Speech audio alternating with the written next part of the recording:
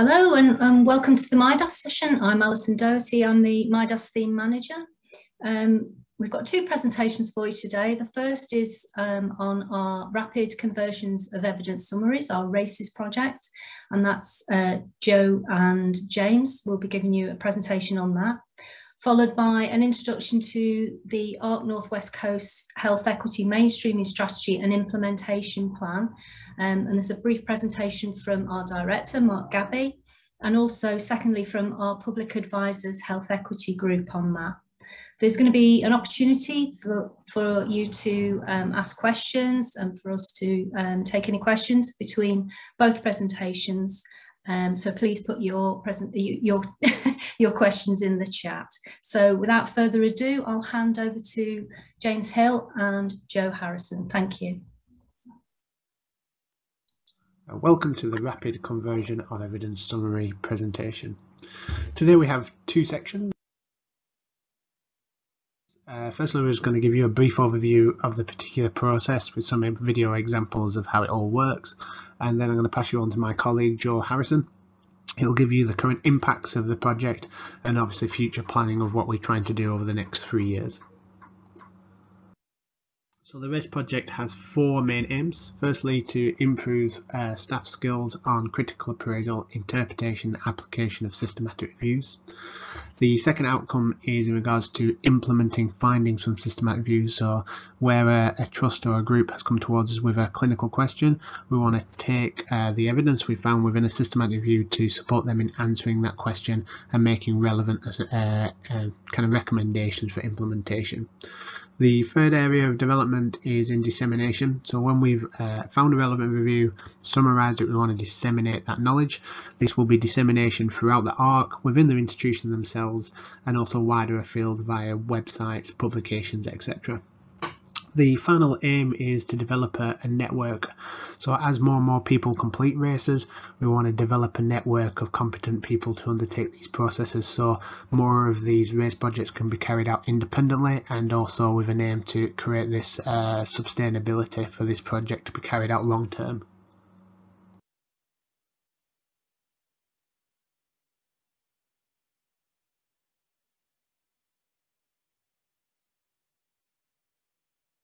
After the organisation has identified a relevant question, they are added to a Microsoft Teams space. This allows to facilitate with collaboration, because we can add multiple members from that organisation to a single space, allowing them to communicate to us as the MIDAS team, and also to facilitate them in undertaking the race process.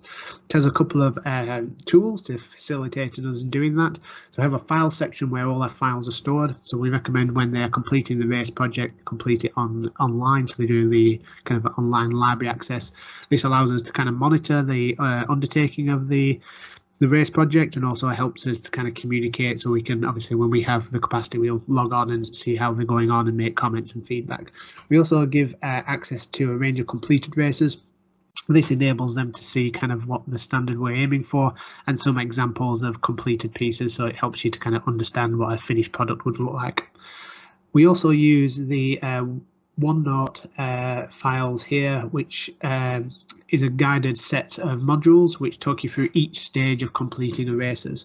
So it starts off quite broadly with identification of your key terms in the sense of your search strategy, and obviously how to define your particular clinical question, and then it develops further to a more specific writing process. So it indicates how you look for the relevant systematic reviews, how you write your introduction, methods and findings section. So it takes you a step-by-step guide to undertake each of those processes. Additionally, there is a set of YouTube videos which just helps you to understand how to use this technology and how to complete the relevant sections in the OneNote files, which we use to kind of monitor the performance and them undertaking the process. So as previously mentioned, a two-page summary is written based on the systematic review. This is all quality ensured, so every stage of the writing process is then checked from the MIDAS team to make sure that no assumptions are being made which are inappropriate based on the quality of the evidence within the systematic review and the systematic review itself.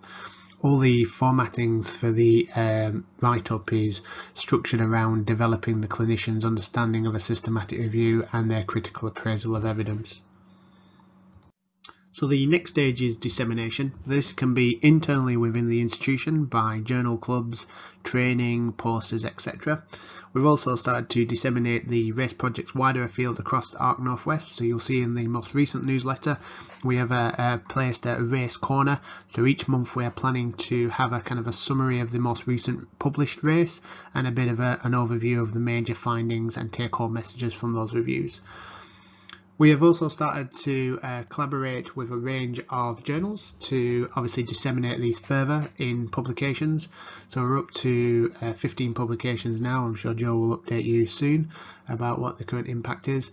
But the idea is that when we finish a race project, we look for a relevant journal to publish this. This is good for the clinician to gain experience of publication and also to obviously gain the clinician a publication, so they have something on their CV to demonstrate the knowledge and obviously work they've put into the project. The kind of last stage is implementation. So if we've established the evidence sources up to a certain standard and we can see to be something we even want to adopt or requires further research, we can then look to work with the organisation to either implement the specific changes or to obviously look to develop a research project to kind of investigate the area further. So what I'm going to do now is hand you over to Joe, and Joe's going to talk about the current kind of impact of the projects we've done and also kind of future planning for the next 3 years. For the next few slides, we'll explore the current impact of races on professional practice using case studies as examples. In the first case study, an NHS trust wanted to review the recommendations for improving medication adherence in stroke patients. As part of this process, a RACES was completed on 3 systematic reviews of medication adherence in the stroke population. The RACES was published as a commentary in the British Journal of Neuroscience Nursing in October 2020. Further to the publication, the RACES informed the development of a training session with staff on the stroke ward. This was arranged in order to inform staff of the issues and recommendations for improving medication adherence for stroke patients. Feedback on the session was also obtained in order to develop future training sessions built on this model. In addition to the adoption of these training resources, the Trust has also reviewed their current discharge planning process to ensure it meets current recommendations regarding medication adherence. In case study 2, an NHS Trust was looking to identify a safety culture survey tool for the evaluation of safety climate in the hospital setting. We undertook a RACES project to help them explore the reliability and validity of the survey measurement tools available. Based on these findings, the completed RACES helped to identify the best tool for this type of assessment, which was subsequently adopted and rolled out across the Trust. In case study 3, a health professional concerned about the increase of post-traumatic stress disorder on the intensive care unit wanted to establish the effectiveness of virtual reality exposure therapy in preventing and managing symptoms of PTSD. A RACES was undertaken that looked at the evidence for virtual reality exposure therapy in patients with PTSD. The findings were then applied to the context of patients in an ICU. The RACES has since led to the development of a virtual reality package in partnership with a supplier. Research funding has been obtained to further this development through patient and staff consultation on the design and delivery of a virtual ICU environment and its use in clinical practice. The project has been acknowledged by the Trust as a priority project over the next year, with staffing and support being given. We have also started to undertake a rapid review around the use of virtual reality in ICUs as a whole in order to inform a larger grant application for the Trust of assessment and acceptability. Further to the direct impacts on healthcare, completed RACES are also disseminated through external and internal channels. 15 RACES have been published externally in peer-reviewed journals, with a further 3 accepted for publication and 2 more currently under review. These publications take the form of a commentary article, and we have had regular publications in journals such as Evidence-Based Nursing and the British Journal of Neuroscience Nursing. Internally, all published RACES are available on the ARC North West Coast website via the MIDAS pages. Further communications about RACES can be found in the newsletter and via member engagement contacts. RACES has had a direct impact on capacity building, with 14 healthcare professionals from across the partner organisations having worked on or currently working on one or more RACES projects. Through this process, they have gained an understanding of evidence synthesis and developed skills and confidence in undertaking critical appraisal and academic writing. The RACES process also played a key role in one healthcare professional obtaining an ARC internship. They described how the skills and confidence developed through the process helped them with the application for the internship, which they plan to use for development of an NIHR fellowship application. 3 further ARC North West Coast internships will also involve the writing of a RACES project. As part of the educational impact of RACES, the RACES team has been delivering a 9-week programme to 30 clinicians on critical appraisal topics, developing skills around searching, critical appraisal and evidence synthesis. These 9-week sessions have helped to further develop specific aspects of the RACES, which will enable the future development of a more intensive course around the RACES framework. So what's next for RACES? This slide shows a timeline for RACES, including our future planning for the next few years. Years 1 to 3 summarise the key points that we have discussed today, including the process of undertaking RACES, evidence of value-added impact, capacity building, education and dissemination. The next stage in the plan is to work with the MIDAS Public Advisor theme leads to develop a plain English summary of a completed RACES publication. This exciting development will add another layer of knowledge transfer for RACES, widening their audience to patients, carers and members of the public. In years 4 and 5, we also aim to make the RACES process more self-sustaining via the healthcare professionals who have previously undertaken a number of RACES and have sufficient knowledge and confidence to direct fellow members of their organisation in repeating the process. Quality checks and further support will still be undertaken by MIDAS. Internship opportunities and development of a RACES course will continue to be developed alongside the completion of at least 40 RACES publications over the 5 years. In the final year, we will also document the implementation process of RACES, including any barriers and facilitators we've identified. Hi everyone, I'm Jo Harrison and that was the end of the presentation. So if you have any questions for me or James, we would be more than happy to answer them for you.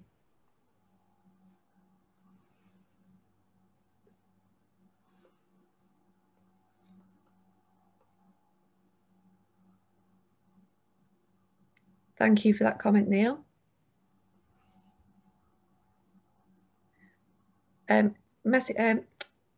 Question from Kath, have we had any feedback about the RACES training materials? Well, we've had informal feedback from the clinicians who've used them and they do find that it adds structure to what they're doing. So it helps them with undertaking a RACES, it helps with the process, and it's also a useful reference point for them to refer to if they have any questions. In addition to that, they get further support from the MIDAS team should they require it. So James and I are on hand if we need to give any specific support with the writing of the RACES too. James, I don't know if you want to add anything else about that. Yeah, we did part of the critical appraisal course we delivered. We did a pre and post assessment of knowledge and perceptions. So a part of the course was as much as informing people, it's to build confidence in the clinicians about undertaking systematic review processes. So we did a pre-assessment of current kind of knowledge, and then we post-assessed it in regards to kind of what the impact and how we feel about that. And from all aspects, from both confidence building and also the kind of delivery method, etc. It's been very positive feedback. So like I say, from a evaluation perspective, we are obviously evaluating the stuff which we do in training specific purposes, and we do, like Joe says, when we complete a race, a big part of race development has been this iterative process. So every time we kind of finish a program, we look at the output and say, for example, we notice a part of the summary of the methods were incorrect, or we found some kind of misinterpretation when designing the intro, for example. We would always go back to the course materials and adapt and add additional data to kind of cover the areas where we know the clinician has struggled.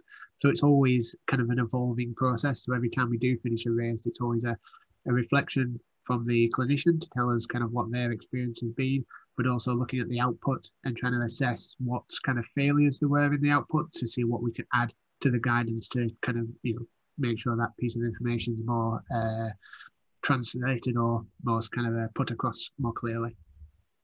Thanks, James. Thanks, Joe. I'm afraid I'm going to have to move on and go to the next presentation on the health equity mainstreaming strategy. Thank you.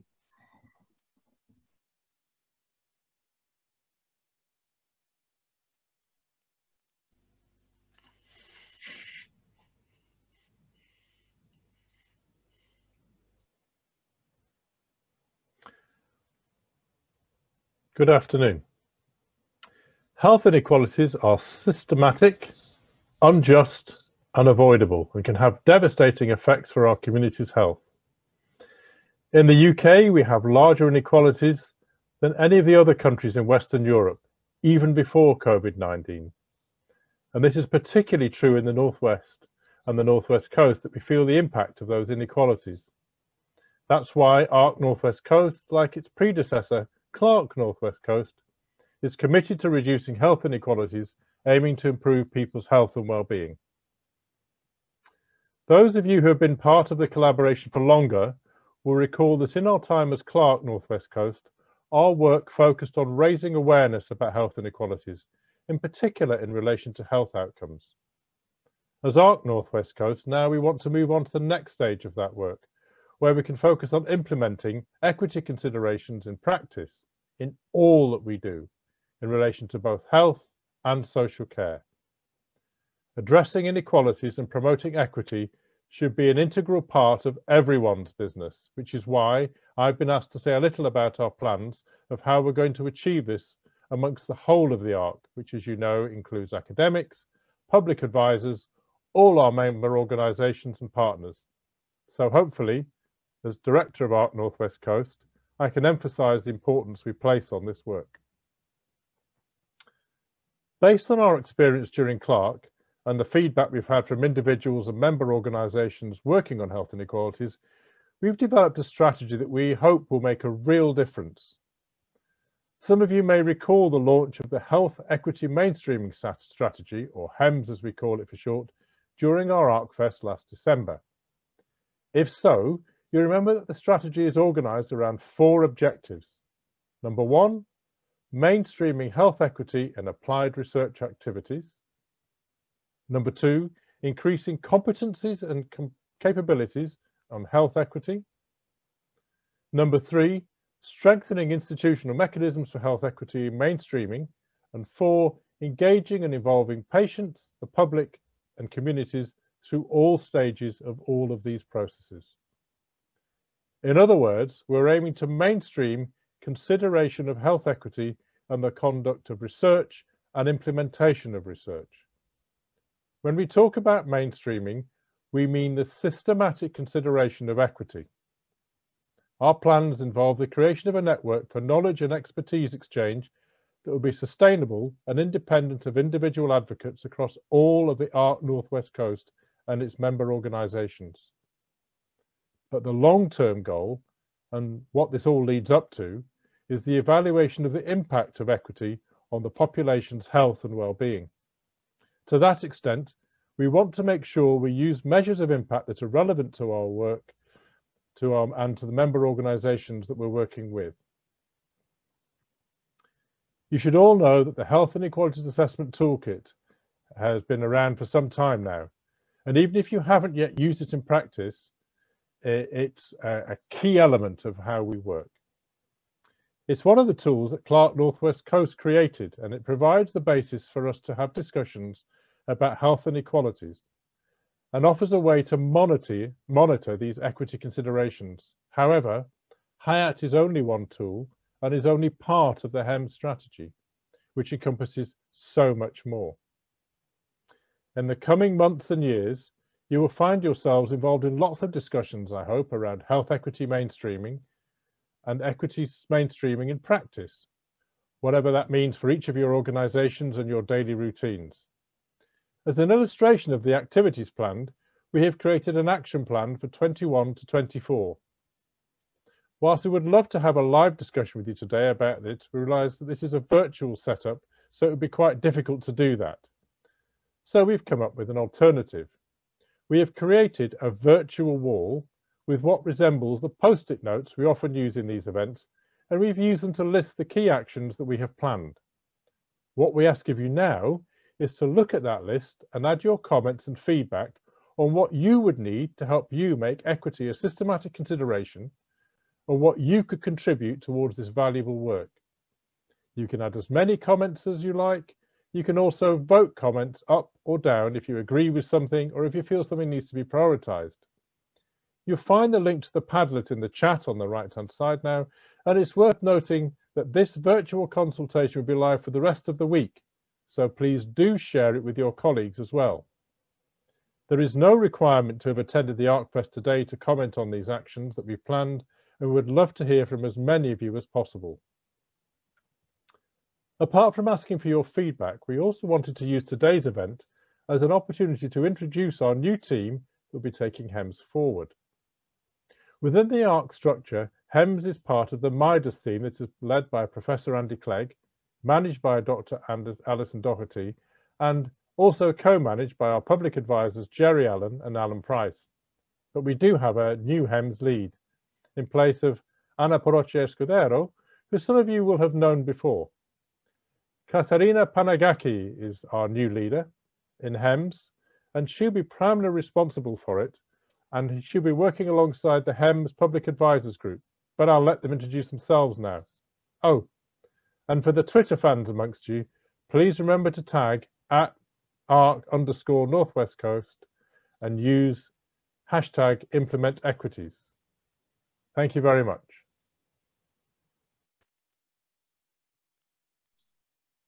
Thank you, and we'll go straight on to the next presentation, please.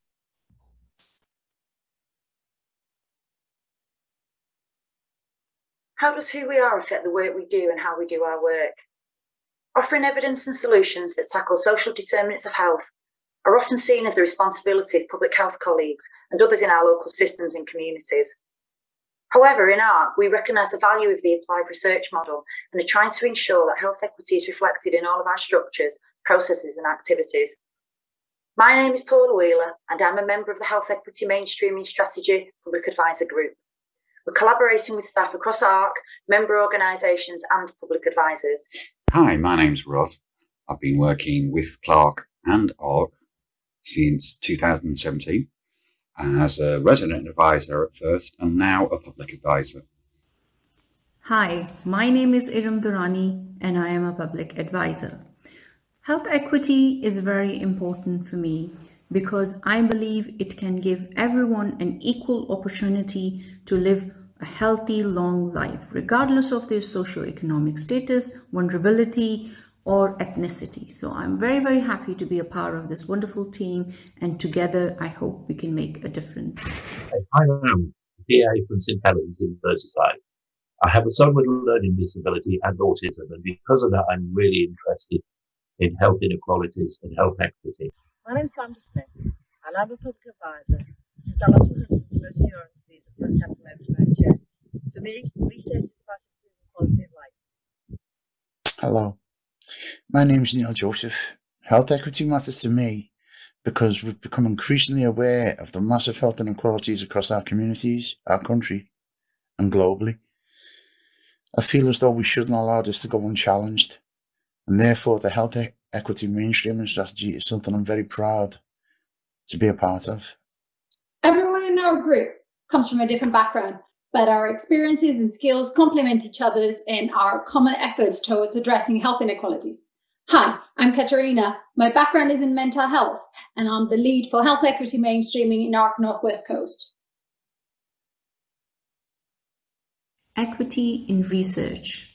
Social and economic equity. Because health inequalities are everybody's business. Intersectionality. Health equity matters.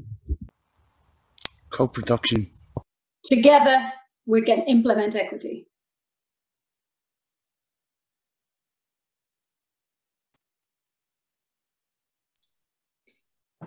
Thank you. Thanks everybody for that. Have we got any questions on the health equity mainstreaming strategy implementation plan?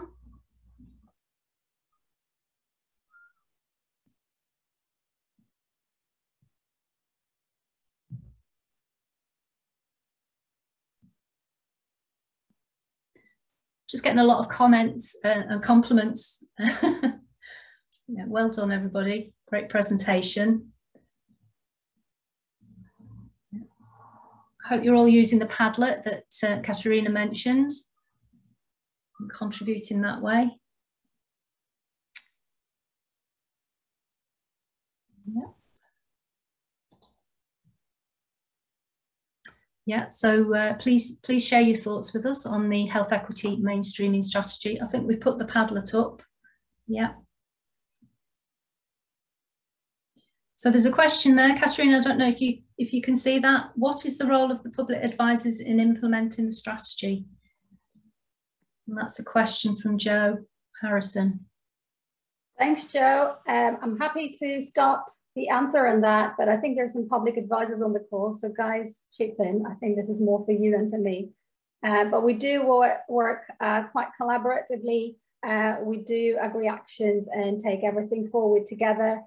And saying that, the group that you've just met in the video is a group leading on this work, but as you heard from Mark as well, health inequalities, equity implementation should be everyone's business. So we're hoping to find ways to support everyone to do this, but it will be everyone's responsibility. Sandra, Alan, guys, I can see you're on the call. If you want to add anything, please do, as the PAs of the group, or anyone else I'm not seeing at the moment.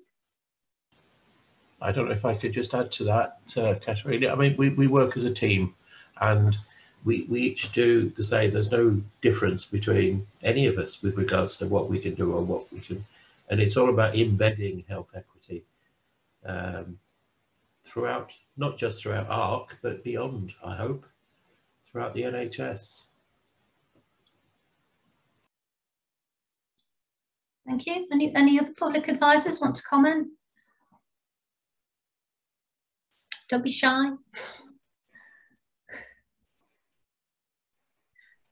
Hi, can I comment, please?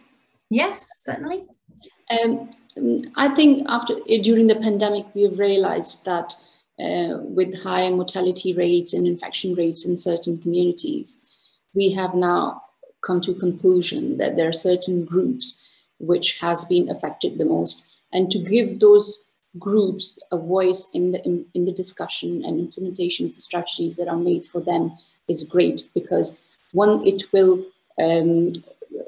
create a trust between the health professionals and those communities, and it will also, their needs can be highlighted and they can be understood more, and that's why they can be addressed more appropriately.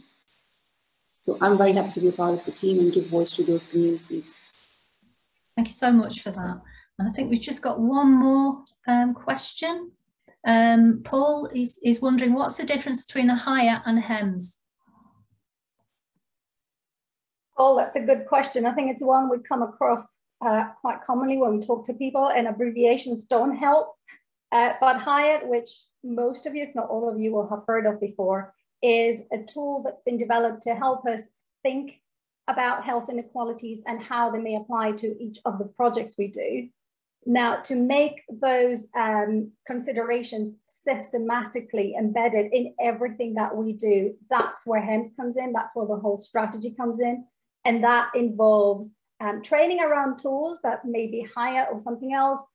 So capacity building, it will involve network building, it involves strengthening institutional mechanisms for health equity mainstreaming, and all of the actions that you can see on the Padlet. So whether you think we've missed something, whether you think some of these should be prioritized over others, or how you think we can best bring these forward, especially working with member organizations. So the whole ARC infrastructure, that's what we'd love to hear from you, and make the thoughts that we have and the ideas even better and actually applicable in practice in ways that help people rather than just burden them. Thank you very much, and very well said. I think that's it from the MIDAS team and from everybody involved. Thank you very much. Thank you. I think we're handing over to Chai now.